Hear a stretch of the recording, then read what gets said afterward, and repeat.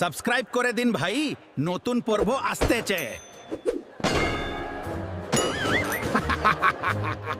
আলিলো না। মহারাজ, আপনার জন্য একটা পত্র এসেছে। কই কই দেখি।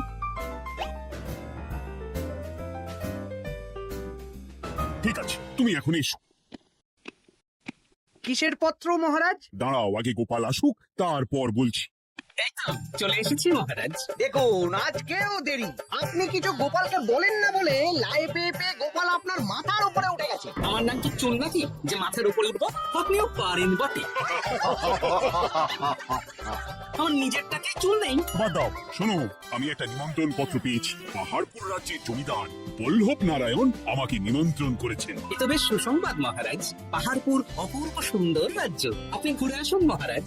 না না না না, আমি একা যাব না, তোমাকেও যে যেতে হবে। আজ বিকেলেই বেরোবো, তুমি জামা কাপড় গুছিয়ে রেখো। এ আমার পরম সৌভাগ্য মহারাজ। এ কি মহারাজ, গোপাল কেন যাবে? আমি কি দোষ করেছি?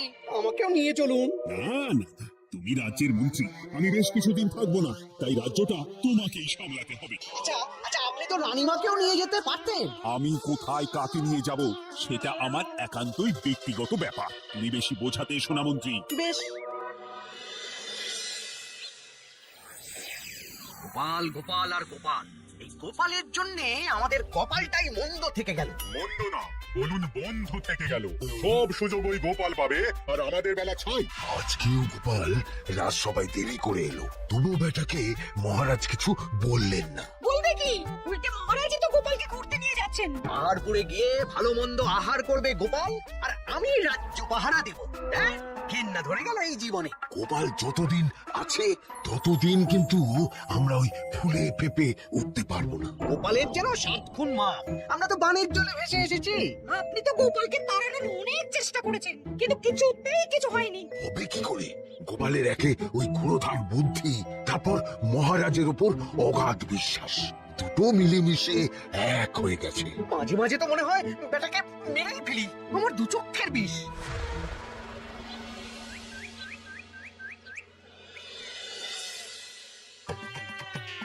বলছি গিন্নি, কি এত তুমি পোটলায় বাঁধছো বলো তো?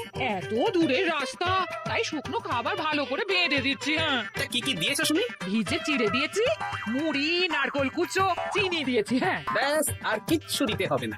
আমার সাথে তো মহারাজও যাচ্ছেন। আমি একটু বেশি করে দিয়েছি গো। দূর, সে কথা বলিনি।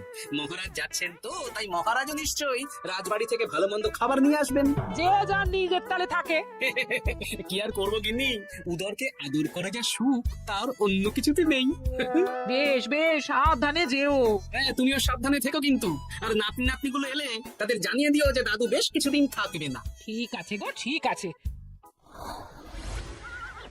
সাবধানে যাবেন মহারাজ।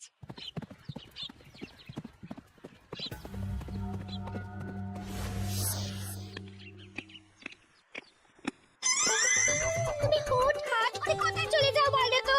আমি বিকেলে তোমার জন্য মুচমুচে বেগুনি ভেজেছি। সে ঠিক আছে, কিন্তু তোমাকে এখন রান্নাঘরে থাকলে হবে না গিন্নি।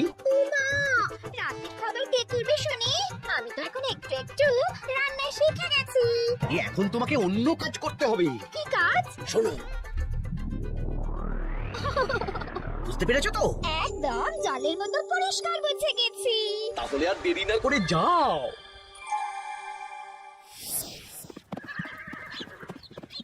মহারাজ, একটা কথা বলতে পারি? বলো গোপাল। আমরা পাহাড়পুর জমিদার বাড়িতে যাচ্ছি কেন? তুমি তো জানো আমাদের সেনাপতি এখন একা একাই নিজের সংসার সামলায়। হ্যাঁ, ওই ঘটনার পর থেকে তো সেনাপতির জন্য ভালো পাত্রীও পাওয়া যায়নি। পাহাড়পুরের জমিদার বল্লভ নারায়ণের একমাত্র কন্যা এখন বিবাহযোগ্যা, তাই আমি আর তুমি দেখতে যাচ্ছি। সেনাপতিকেও সাথে নিয়ে গেলে হতো। না, আগে আমরা যাব, মেয়েটা কেমন সেটা বিচার বিবেচনা করে ফিরে আসবো। তারপর যদি সেনাপতি রাজি হয়, তখন আমরা বাকি ব্যবস্থার দিকে এগোবো, তাই তো? একদম তাই। আর তোমার চেয়ে ভালো মানুষ চেনার ক্ষমতা আমার জানা আর কেউ নেই, সেই জন্যই তো তোমাকে নিয়ে এলাম। এ আমার পরম সৌভাগ্য মহারাজ।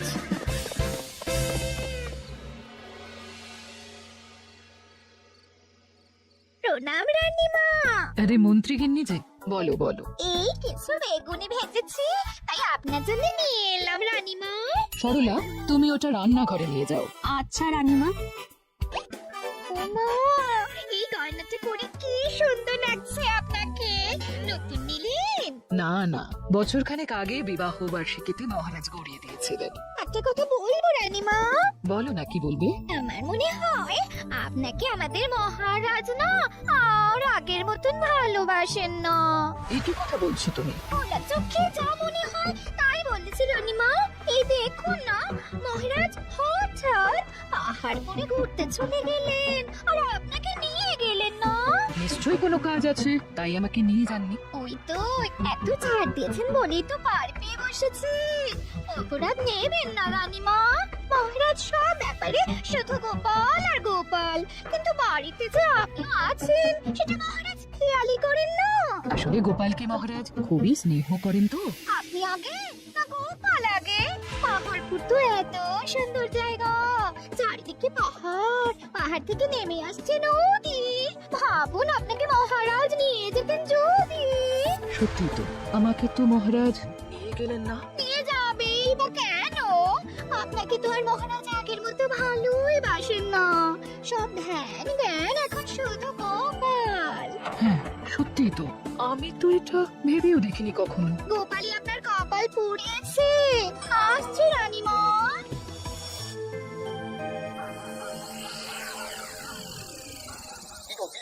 আমি যেমন যেমন বলেছি তুমি তেমন তেমন রানীমাকে বুঝিয়েছো তো? হ্যাঁ হ্যাঁ, আমি একেবারে এমন ভাবে কানে পুষ্পন্ত ঢেলেছি, রানীমার কান মাথা সব সব ভরে গেছে। এবার শুধু মাঝে মাঝে ইন্ধন জুগিয়ে যেতে হবে, বুঝলে? তারপরে তোমার পথের কাঁটা ফাঁকা হয়ে যাবে। আর একবার গোপাল সরে গেলেই আর কোনো চিন্তা নেই। দু হাত ভরে রোজগার করবে গো। কি কেমন লাগছে যাত্রা? বেশ ভালোই মহারাজ।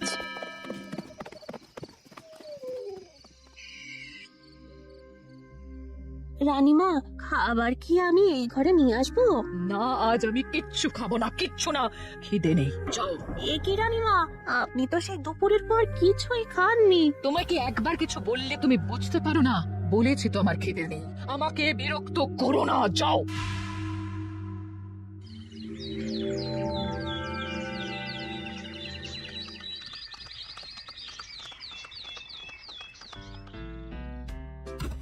আসুন মহারাজ কৃষ্ণচন্দ্র, আসুন আসুন আসুন। কি সুন্দর জায়গায় পাহাড়পুর, মনে হচ্ছে বেশ কিছুদিন থেকে যাই। তা থেকে যান না। এখন যে কাজে এসেছি সেটা আগে করে দিই, তারপর যদি সব ঠিকঠাক তখন তো আবার আসতে হবে। তাও ঠিক। এই বিমলা মা, এদিকে আয়। এই নিন কমলা লেবুর শরবত। বেশ সুন্দরী দেখতে মহারাজ। নিজের মেয়ে বলে বলছি না, বিমলা সব কাজ নিজের হাতে করে। বাড়িতে পাঁচটা দাস দাসী আছে, তাদের কাজই করতে দেয় না। বাহ, বাহ, বাহ, ভালোই তো। আপনার মেয়েকে তো বেশ লক্ষ্মীমন্ত দেখতে। ও অনেক ছোটবেলায় মাকে হারিয়েছে, কিন্তু নিজের ইচ্ছে পড়াশোনা রান্না বান্না সব শিখেছে। যেমন হাতে রান্না তেমনই মাথায় বুদ্ধি। রান্না তো খেলেই বুঝতে পারবো। হ্যাঁ, আজ দুপুরে সব রান্না তো নিজের হাতেই করছে। আমি ওকে কিছু প্রশ্ন করতে চাই। দাঁড়িয়ে আছো কেন মা? বসো। মহারাজ, আপনার অনুমতি নিয়ে আমি বিমলাকে কিছু প্রশ্ন করতে চাই। করো না। আচ্ছা বিমলা, তোমার বয়স কত? আসছে শ্রাবণে আমি 19 বছরে পড়বো। আচ্ছা, শ্রাবণ মাসে জন্ম, বর্ষাকালে। বেশ বেশ। আচ্ছা বলো তো, মেঘের ডাকে জল ছেড়ে ডাঙায় উঠে পড়ে, মানুষ তাকে হাতে পেলে নিয়ে যায় ঘরে, এটা কি? কই মাছ। বাহ, বাহ, এবার বলো তো, এমন কোন জিনিস যেটা একান্তই তোমার কিন্তু অন্যেরা বেশি ব্যবহার করে? আমার নাম। বাহ, বাহ, বাহ, বাহ, বাহ। খুব সুন্দর, খুব সুন্দর। আপনার মেয়ের মাথায় বুদ্ধি আছে। আর আচ্ছা আচ্ছা, আরেকটা প্রশ্ন করবো। বলো তো, একটা অঙ্ক পরীক্ষায় তোমার বাবা 100তে 90 পেয়েছে, তুমি 100তে 100 পেয়েছো, আর আমি 100তে 95 পেয়েছি। তাহলে কে বেশি বুদ্ধিমান? আপনি বেশি বুদ্ধিমান। এমা, এটা তুই কি বললি রে? তুই তো 100তে 100 পেয়েছিস, তাহলে তুই বেশি বুদ্ধিমান হবি না? না না, আমি হলে তো বুদ্ধিমতী হব। দারুণ দারুণ। জমিদার মশাই, আপনার মেয়ে সত্যি বুদ্ধিমান, না মানে বুদ্ধিমতী। এবার দুপুরের ভুরি ভোজটা খেলেই বুঝতে পারবো হাতের জাদু।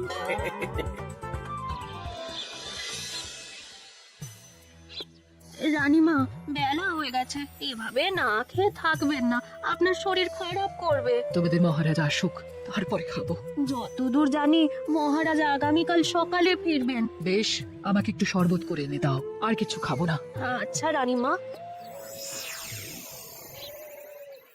বুঝলি, আজ পুকুর ঘাটে গিয়ে যা শুনলাম না। কি শুনলে? রানীমা গতকাল বিকেল থেকে কিচ্ছু খাচ্ছেন না, মহারাজের ওপর রাগ করে। এখন রানীমার রাগ, এরপর ভাগ গোপাল ভাগ।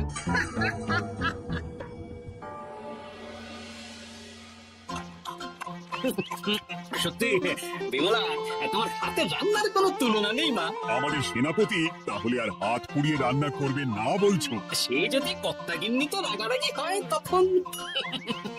মা আমার লজ্জা পেয়েছে। তা আপনাদের কোনো আপত্তি নেই তো? কি যে বলেন, আপনার রাজ্যের সেনাপতি বলে কথা। বলছি, বিমলাকে তো আমাদের সেনাপতি দেখলো না, তাহলে বিমলার একটা তৈলচিত্র আছে, আমি আপনাকে বরং সেটা দেব, আপনি ওনাকে গিয়ে দেখাবেন। সেই ভালো হবে, আমাদের খুব পছন্দ হয়েছে। তাহলে সেনাপতি রাজি হলে আমরা বিবাহের তারিখ চিঠিতে জানিয়ে দেব। আচ্ছা মহারাজ।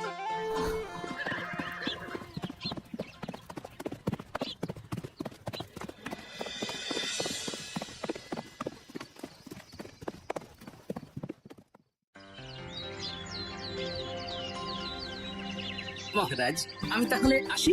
যাওয়ার পথে আমি সেনাপতির সাথে কথা বলে নেবো। হ্যাঁ হ্যাঁ গোপাল, এসো। বেশ ভালোই কাটলো পাহাড়পুরে। হ্যাঁ মহারাজ, অনেক ধকল গেছে, যান গিয়ে বিশ্রাম নেবে।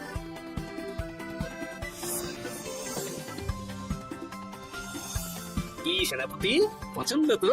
হ্যাঁ, খুব পছন্দ হয়েছে গোপাল। তোমার চোখ তো দেখছি একেবারে জহুর চোখ।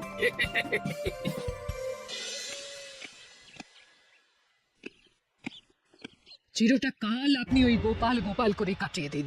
কি হলো? রানীমা গত পরশু থেকে কিচ্ছু খাননি, গতকাল একটু শরবত খেয়েছেন শুধু। কেন, কি হয়েছে? দেখুন মহারাজ, সহ্যের একটা সীমা আছে। আরে আমার তো কিছুই মাথায় ঢুকছে না। মাথায় শুধু গোপাল থাকলে আমার কথা ঢুকবে কি করে মহারাজ?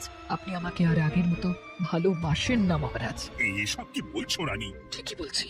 আপনি খেয়ালই করেননি যে আমি গলায় আপনার পছন্দের পান্নার হার পরেছি মহারাজ? আরে আমাকে বলার সুযোগ দেবে তো? দেখুন, আপনি পাহাড়পুরে ঘুরতে গেলেন, গোপালকে নিয়ে গেলেন। আমারও মনে হয় কোথাও ঘুরতে যাই মহারাজ। আরে গোপালকে নিয়ে যাওয়ার প্রয়োজন ছিল, তাই নিয়ে গেছি। গোপাল তো আপনার প্রিয়জন, তাই ওকেই আপনার প্রয়োজন, আমি তো কেউ না। দেখো, গোপাল আমার সব বিপদে আপদে পাশে থাকে, তাই ওকে ভরসা করি। সেটা তো তুমি খুব ভালো করে জানো। আজকের পরে হয় গোপাল থাকবে, না হলে আমি থাকবো। না না না, এই হতে পারে না। গোপালকে আমি সরাতে পারবো না, আর কাউকে সরানোর জন্য কোনো কারণ তো চাই। আর কারণ যদি আমি দিয়ে দিই? কি কারণ? আপনি গোপালকে বলবেন আমার সাথে আপনার ঝগড়া হয়েছে। বেশ, তা দেখি। আপনি গোপালকে বলবেন ও যেন আমাকে বলে আপনার কাছে ক্ষমা চাওয়ার জন্য, আর আমি ক্ষমা চাইবো না। ব্যাস, আপনি এই সামান্য কাজটা গোপালকে করতে না পারার জন্য ওকে তাড়িয়ে দেবেন, ওকে মাত্র 7 দিন সময় দেবেন। ব্যাস। ঠিক আছে, আমি এক্ষুনি গোপালকে ডেকে পাঠাচ্ছি।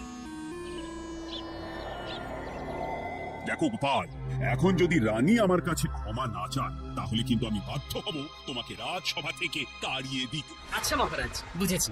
রানীমা আপনার কাছে ক্ষমা চাইবেন, কিন্তু তার জন্য আপনাকে আমার কথা মতো কিছু কাজ করতে হবে মহারাজ। কি কাজ বলো? বুঝেছেন? হ্যাঁ। না গোপাল, আমি মহারাজের কাছে ক্ষমা চাইতে পারবো না। দেখুন রানীমা, আমার মনে হয় আপনার ক্ষমা চাওয়াই উচিত। পুরুষ মানুষের মন বলে কথা, যদি বেশি দিন আপনি মহারাজের সাথে এরকম তিক্ত সম্পর্ক রাখেন, তাহলে কিন্তু মহারাজের মন অন্যদিকেও চলে যেতে পারে। এমনিতেও কি গোপাল? কিছু না রানীমা, শুধু এটুকু জেনে রাখুন, রাজবাড়ির মাঠে বাঁশ বাঁধা হবে। মানে কেন?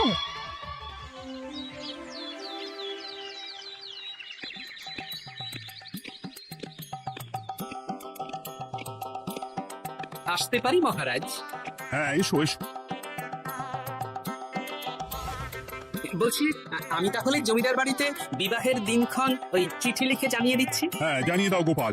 আর কি কি কেনাকাটা করতে হবে সেটার একটা তালিকা বানিয়ে ফেলো। আচ্ছা মহারাজ, মেয়ের শাড়ি আপনি নিজে পছন্দ করে কিনবেন তো? হ্যাঁ, ওই শাড়িওয়ালাকে আজকে দুপুরেই আসতে বলো। আচ্ছা মহারাজ। বিয়ের শাড়ি, কেনাকাটা, এসব কি মহারাজ? সেসব বলা যাবে না রানী, সময় হলে জানতেই পারবে। তবে বিমলাকে অপরূপ সুন্দরী দেখতে, এটুকু বলতে পারি। দেখুন তো মহারাজ, ওই টোপরটা ঠিক আছে কিনা। একদম ঠিক আছে, হ্যাঁ, খুব সুন্দর। শাড়িওয়ালা এক্ষুনি আসছে। আসছি মহারাজ। এসো এসো। তার জন্য শাড়ি লাগবে মহারাজ, রানীমার জন্য। না না, বিমলার জন্য। বিমলাকে এক অপরূপা তরুণী, বুদ্ধিমতীও আছে, ধীর স্থির, ঝগড়া করে না। বেশ অনেক হয়েছে মহারাজ, দোহাই আপনার, আপনি দ্বিতীয় বিয়ে করবেন না। আমি ক্ষমা চাইছি। কি বলছো রানী? আমি বুঝতে পেরেছি, আমি আপনাকে গোপালের নামে দু চার কথা শুনিয়েছি বলে আপনি বিয়ে করতে চলেছেন। আমি আর রাগারাগি করব না, আমাকে ক্ষমা করুন। ব্যাস, রানীমা ক্ষমা চেয়ে নিয়েছেন, মানে আমার চাকরিটা থাকছে। হ্যাঁ গোপাল, হ্যাঁ, দোহাই তোমার, মহারাজকে বিপথে চালিত করো না। আরে দূর, আমি বিয়ে করছি নাকি? বিয়ে তো হবে সেনাপতির। ওর জন্যই তো পাত্রী দেখতে পাহাড়পুরে গেছিলাম, গোপাল আর আমি। তার মানে মন্ত্রীর বউ আমাকে ভুল বোঝালো? আর মন্ত্রী কোনো ষড়যন্ত্র হবে, ওকে না নিয়ে গিয়ে গোপালকে নিয়ে গেলাম বলে। সেনাপতির বিয়ের আগেই আপনি মন্ত্রীমশাইকে ধোলাইটা দিয়ে দিন। ঠিক বলেছ রানী, তুমি বরং শাড়ি পছন্দ করো, আর আমি চললাম মন্ত্রীকে ধোলাই দিতে। তুমি এত নিচ, হ্যাঁ? তোমার কিন্নিকে দিয়ে রানীর কানে বিষ ঢালা। ভুল হয়ে গেছে, ভুল হয়ে গেছে, ক্ষমা করে দিন। এখন মন্ত্রীমশাই ভ্যাঁ করছেন, কদিন পরে সেনাপতির বিয়েতে পে হবে ছাদনা তলায়।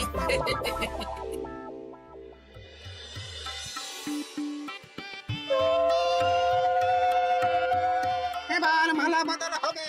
এবার বুঝবে মালার কি জ্বালা। কি বললেন? হ্যাঁ,